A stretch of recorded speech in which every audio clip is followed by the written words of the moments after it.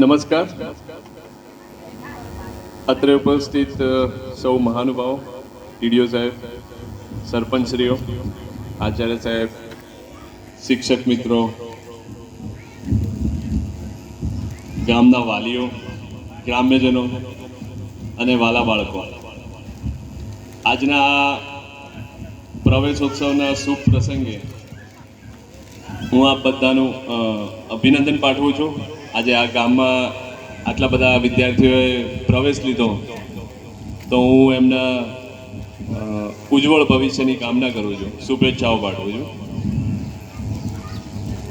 અહીંયા આયા સુલતાનપુર ગામની આ શાળા જોઈ તો શિક્ષકો અને પ્રિન્સિપાલ સાહેબ દ્વારા ખૂબ જ સરસ પ્રયત્નો થઈ રહ્યા છે. શાળામાં આટલી બધી પ્રવૃત્તિઓ થઈ રહી છે, વિદ્યાર્થીઓ સારી રીતે ભણી રહે એ માટે સતત એ લોકોની સાથે ભણાવવામાં મદદરૂપ થઈ રહ્યા છે. તો વાલીઓને મારી એટલી વિનંતી કે આ પ્રવેશ ઉત્સવ પૂરતું જ નહીં કે ભાઈ આજે પ્રવેશ ઉત્સવ હતો, ઇનામ મળવાનું છે તો બધા બાળકોને લઈને આવી ગયા આપણે, એવું નહીં. આ વસ્તુ આખું વર્ષ દરમિયાન રહે અને તમારું બાળક ઘરેથી તૈયાર કરીને સ્કૂલમાં મોકલો રેગ્યુલર, નિયમિતપણે. એવી મારી તમને નમ્ર વિનંતી છે. ગ્રામ્ય લોકોને પણ વિનંતી કરું છું કે આ પ્રક્રિયા સતત ચાલી રહે, કોઈ છોકરું પાછળ છૂટી ના જાય, કોઈ બાળક કોઈ બીજા એના વ્યક્તિગત કારણોથી એના ભવિષ્ય ઉપર ખરાબ અસર થાય, એનું ભણતર છૂટી જાય, એવું ન થાય એ માટે આપણે સામૂહિક જવાબદારી લઈ અને એને શાળા સુધી પહોંચાડવાનું છે. શાળામાં આવશે તો અહીંયા શિક્ષકો અને પ્રિન્સિપાલ સાહેબને અહીંયા સ્ટાફ દ્વારા ખૂબ જ સારો પ્રયત્ન થઈ રહ્યો છે. એ તમને બી ખબર છે અને મને બી, મેં આજે જોયું એટલે મને ખબર પડી. ખૂબ જ સારો પ્રયત્ન થઈ રહ્યો છે.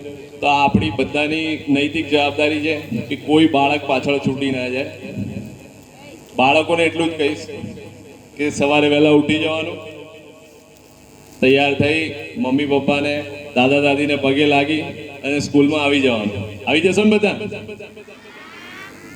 કેમ? જોરથી બોલો. બરાબર. અહીંયા આવવાનું, શિક્ષકો જે ભણાવે ભણવાનું, ના ખબર પડે તો પ્રશ્નો પૂછો તમારા શિક્ષકને, નવું જાણવાનું અને ઘરે જઈ મમ્મી પપ્પાને કહી દેવાનું કે આજે અમને સ્કૂલમાં આ ભણાયું, આ વિષય ભણાયો, ગણિતમાં સરવાળા બાદબાકી ભણાયા, એકડી ભણાઈ. કહેશો ને બધા ઘરે જઈને? કેમ? ફરીથી જોરથી કહો.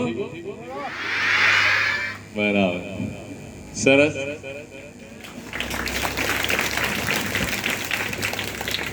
તો આજના આ પ્રવેશ ઉત્સવના શુભ પ્રસંગે હું તમારું બધાનો ધન્યવાદ કરું છું. આજનો જે પ્રસંગ સરકાર દ્વારા જે ચાલુ કરવામાં આવ્યો છે એને આપણે સફળ બનાવ્યો અને સતત આખું વર્ષ વિદ્યાર્થીઓની હાજરી ચાલુ જ રહે, આટલી ને આટલી જ રહે.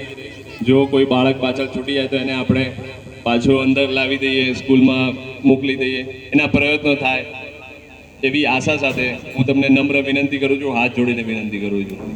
આ સાથે ધન્યવાદ. જય હિન્દ.